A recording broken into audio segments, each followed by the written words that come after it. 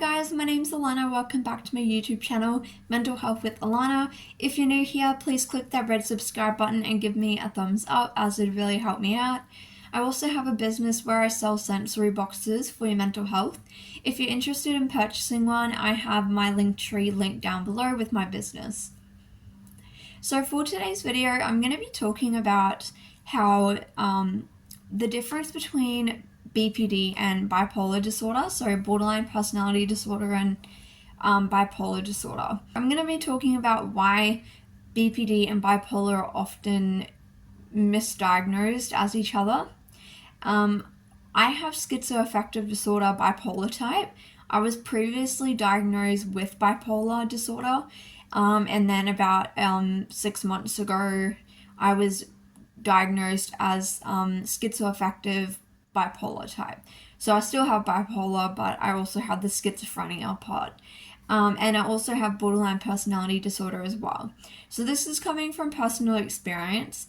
I've lived with these disorders for years and have started to, keep a, I used to keep a journal to, well, I still kind of do, to track bipolar episodes. So I think a big question is always, how do you tell the difference between BPD and bipolar? Because a lot of the symptoms can actually look quite similar.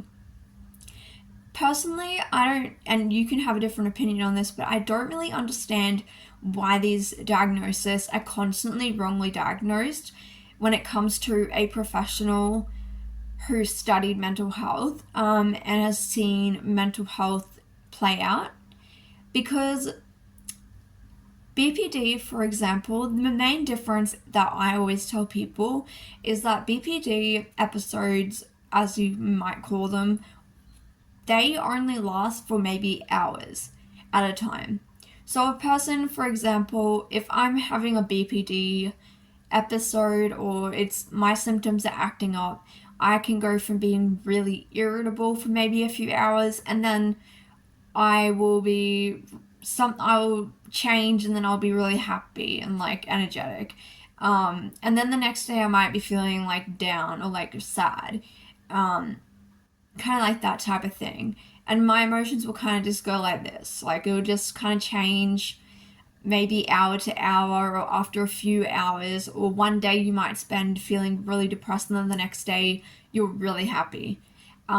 So the point is that your emotions are fluid and they're not fixed. They're not consistent. So your mood is constantly kind of fluctuating. With bipolar disorder, whether you have type 1 or type 2, or I'm not too sure about the other types of bipolar. I actually haven't done much research into it. But if you look at type 1 and 2, the mood has to be consistent most of the day for at least, I think hypomania is 4 days. And then obviously mania can last, weeks, even months, just depends on the person. But with bipolar, if you're feeling depressed, so depressive episode, it will last maybe weeks.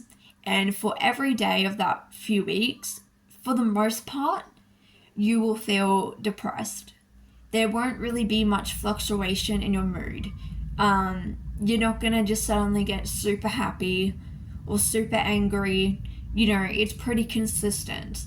And same with hypomania or mania.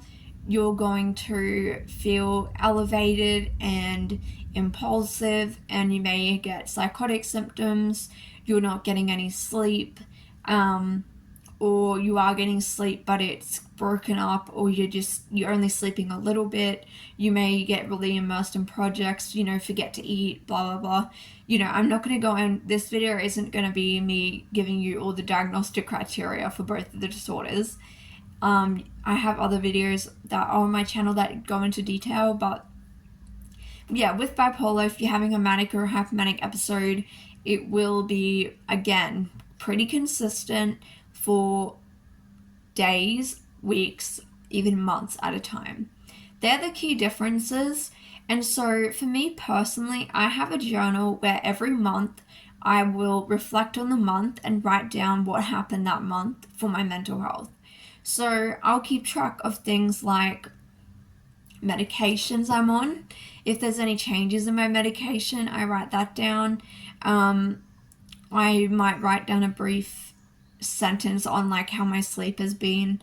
I write down what my mood has been, what I've been feeling kind of the last month, and if I've had a manic episode, hypomanic episode, or a depressive episode, I will write that down, and I'll write all the symptoms of what I experienced and like the things of what I did.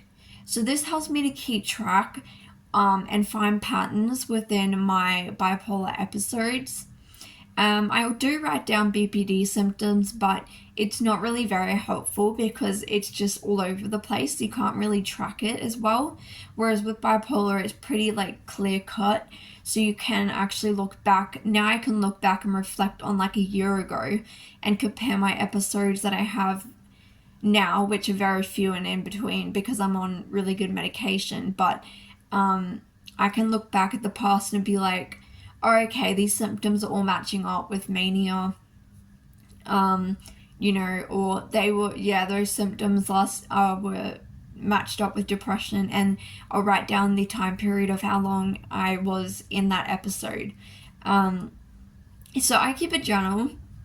When I was originally diagnosed with bipolar, I kept a mood journal because the psychiatrist wanted to see what was going on with my moods. So I kept a mood journal where if I was manic, hypomanic, or depressed, I would write my mood down and everything. And I had a bit of like stuff that I could kind of give to him, which solidified the diagnosis.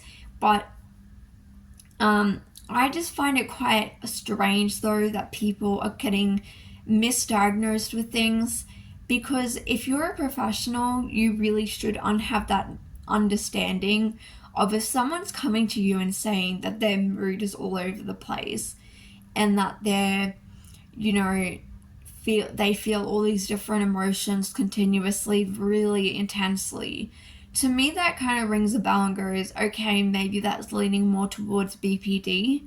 Whereas if somebody is coming in and they're saying that they've been depressed for the last month, the last 2 months, or whatever, or the last few weeks, or they're coming in, I mean, people don't normally come in when they're manic, because you might not even know you're manic, but, if someone is coming to you and has had a manic episode, or what they think is a manic episode, the symptoms, the cluster of symptoms, and the time period that it went for would signal, okay, especially if you've had multiple episodes, like, it's been a while, that more points towards bipolar. So, yeah, but that's the main way I differentiate between them. Now, the other thing is, with bipolar, the less sleep you get, the more manic you will become. So it's normal people, I say normal people, but people who don't have bipolar disorder, when they don't get enough sleep, they generally get irritable, they'll get really exhausted, they might be falling asleep during the day, they might be drinking tons of coffee to try to stay awake, they will just feel exhausted. Whereas if you have bipolar, and you don't get proper sleep for a week, or you're sleeping but it's extremely broken up and you're not getting like recommended hours sleep, maybe you're getting like 4 hours of sleep. What happens normally is that can trigger mania, and then the less sleep you get, the more manic and more energetic or irritable, because mania isn't just energetic, you can be very irritable, but the more hyped up and kind of like revved up you're going to be. And so instead of your brain being like a normal person and going, okay, my body's tired and my brain's tired, what happens is the mania actually gets worse and worse the less sleep you get. So it perpetuates the kind of cycle that it goes in and ramps up, basically. and the symptoms progressively will become worse, where you can end up in hospital, you can end up psychotic, depending on which type of bipolar you have, but things can get very out of hand. And if you don't catch the mania early on, and you're not medicated, or you're not given extra medication or intervention to prevent the episode to get worse or to keep going, then that can be really dangerous.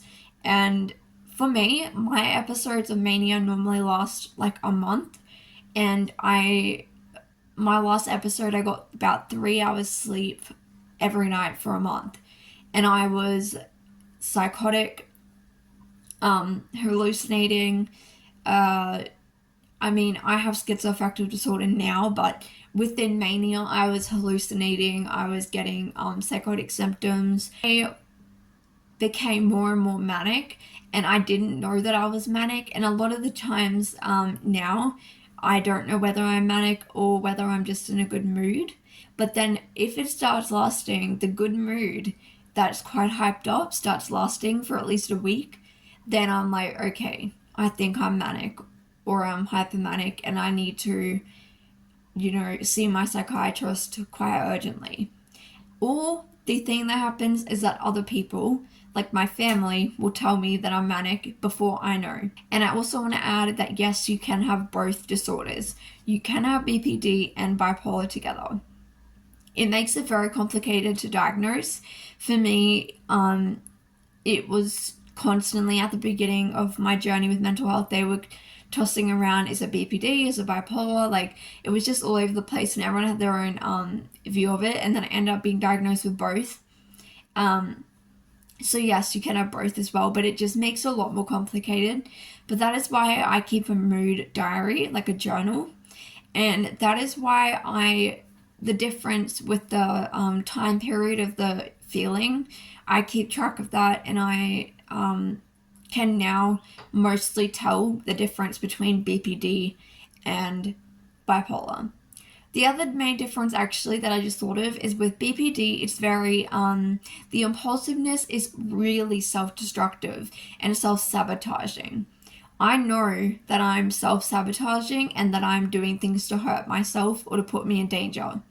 When I'm manic, I do not have the intention to hurt or harm myself, though I may be putting myself in risky or dangerous situations, like driving my car above the speed limit, driving recklessly, drinking a lot, whatever I'm doing, but I don't know that I'm actually being impulsive or putting myself in danger. That's not my aim. So that's the other way I can tell whether it's BPD or bipolar. So that's the video. If you have one of these disorders or both, then let me know. Thank you guys for watching, and leave any questions or comments down below, and I'll see you in my next video.